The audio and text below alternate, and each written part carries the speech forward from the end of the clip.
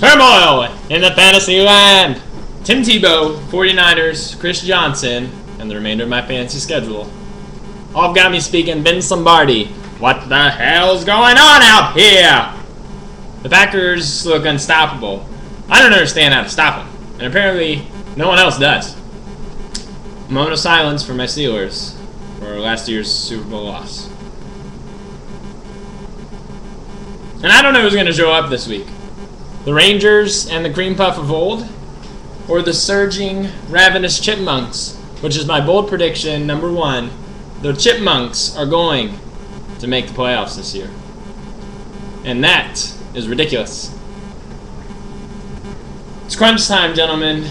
Put all that aside, we got crazy weeks ahead, with 8 teams still in playoff contention for 4 playoff spots with 4 weeks left. Margin for error is small in the new-to-booter football regular season, so you better bring it. If you find yourself dreaming of what your optimal lineup would have been, you're going to lose.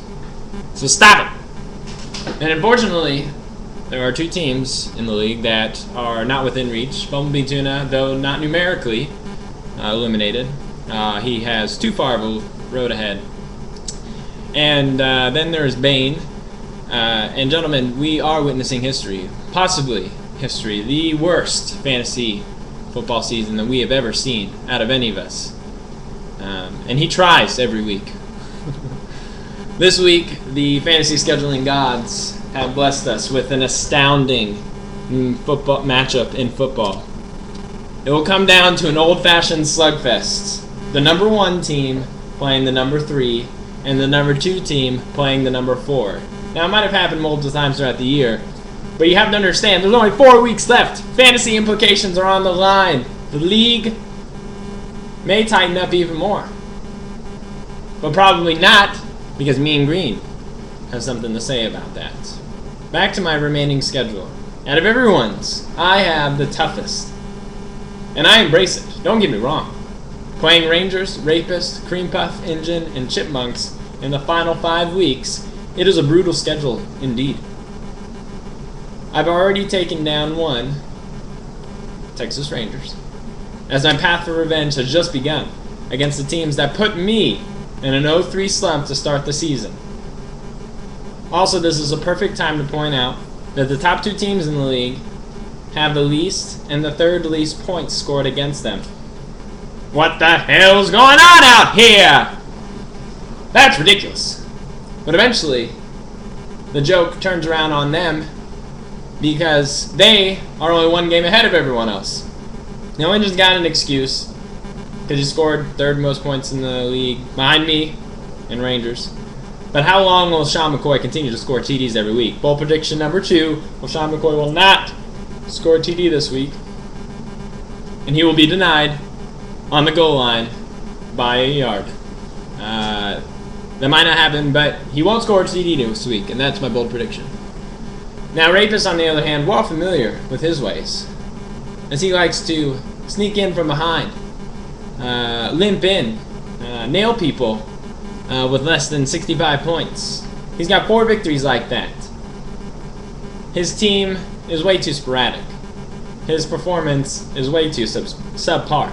And his true size will show this week as his team goes cold on him and he loses. He currently holds a tie for the longest win streak this season, along with, you got it right, he likes to play from behind, but it's time to say no more and close off the holes.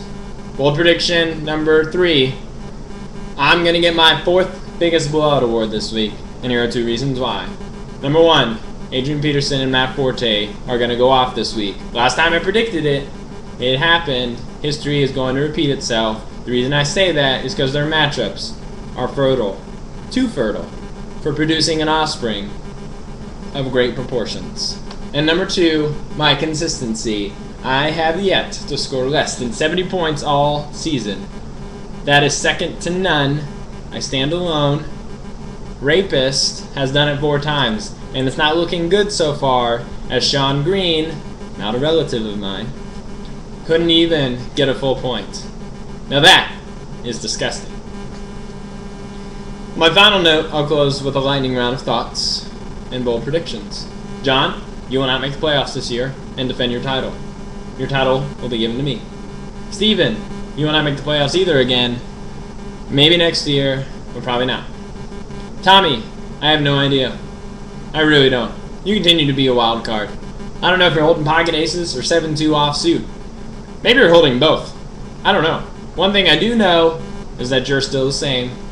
A neuter booter. I haven't seen any videos lately from anyone. I've seen enough of myself, CJ, and Steven, but it would be a tragedy not to see any more videos from anyone else. New rule of the year, effective immediately.